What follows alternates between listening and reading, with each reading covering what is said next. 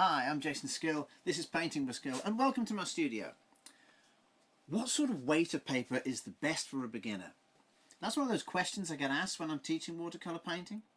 And my advice is invariably 300 GSM or £140 paper. That's the same weight, it's just two different descriptions. You'll find that paper is described two ways. One which would be in poundage and the other one which is in GSM. The GSM stands for grams per square metre of pressure placed down on the paper. Right. The reason I would recommend the £140 or 300 GSM is it's the one in the middle in terms of weight. So there's three types of paper. To put it simply, there's thick paper, there's medium paper, which is £140, 300 GSM, and then there's thin paper. So why would you have three weights of paper? That's possibly the question that needs asking. Right. The thick paper is designed to hold moisture for a long period of time. So if you have a thick piece of paper and once it's gone through the top sized surface, it will to some degree go into the fibres of the paper, and those fibres, the thicker the amount of pulp of paper there is, the longer it will retain the moisture. If you have thin paper, then it will retain the moisture for a less amount of time. So paper weight is about time. It's not necessarily about the money or the cost or the ease for you to whether you stretch or don't stretch paper.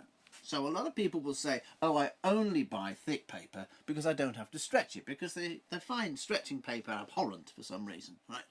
I mean, it can be a pain, and it is easy just to get a thicker piece of paper out and paint on top of it. But it costs quite a lot of money, and it will also retain the moisture for a long period of time. If you love wet and wet and you like a little bit longer to do that process, then that's great. But it is heavy on the pocket. The thin paper, which you could say, well, I can just afford the thin paper, will cause you problems if you're trying to have wet and wet methods which require a longer amount of time to paint them. So, why would you buy the thin? You'd buy the thin paper, not because you can't afford the thick, because you want the paper to dry out faster. Thin paper will dry out quicker. So I would take thin paper, let's say on a cool evening and I want to go out painting, I will take the thin paper because I can rely on it drying out quite quickly.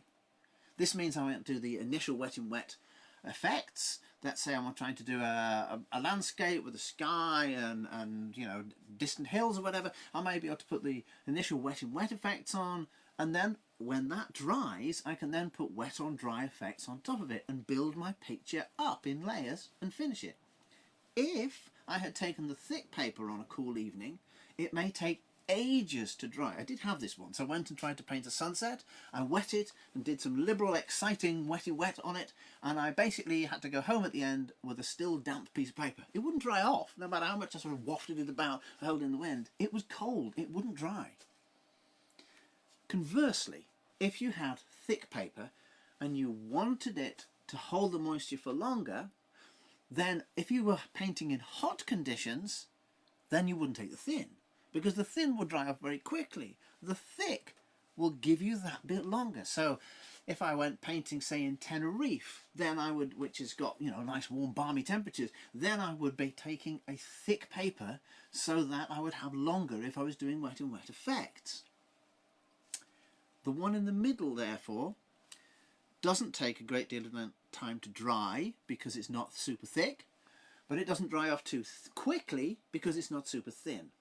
Therefore, the £140 300 GSM is the one which is probably the most reliable, the most middle ground that you can get, which is why a lot of artists, a lot of tutors will recommend to the students that they use £140 or 300 GSM. It's thick enough to not necessarily have to stretch it without it becoming all bumpy like the thin paper would, but it isn't going to hold the moisture for a great deal of time, and it isn't going to cost a fortune for the learner.